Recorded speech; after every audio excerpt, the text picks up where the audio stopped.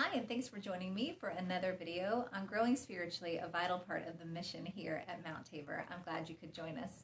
We've been talking recently about connecting with God throughout the day and the importance of making God part of our everyday lives and how we do that.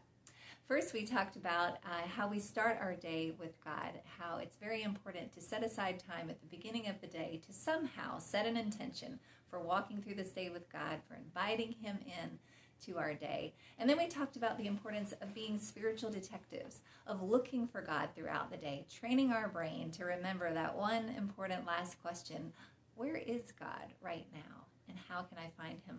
So this week I thought we'd talk about prayer and the importance of praying throughout the day, all throughout the day. And I know that can sound a little bit overwhelming, but I think we have to remember that prayer is simply conversation with God. It's just talking to God and listening for His voice. And so if we keep prayer simple, it's something that we can make part of our whole day throughout the day.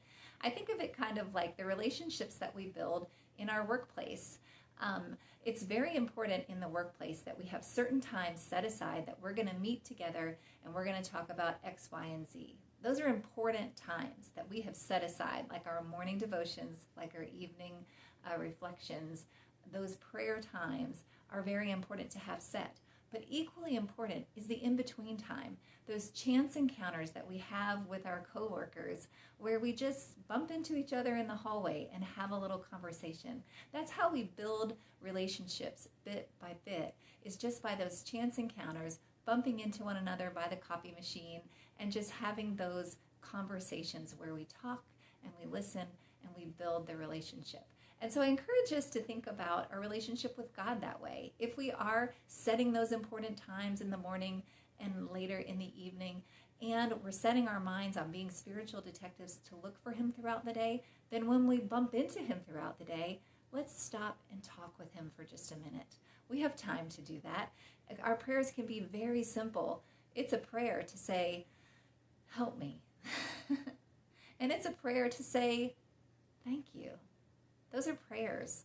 That's a time that we are spending in relationship with God, talking with Him. It's as simple as bumping into God and taking a deep breath and breathing Him in and listening for His voice, listening for His presence to settle our hearts.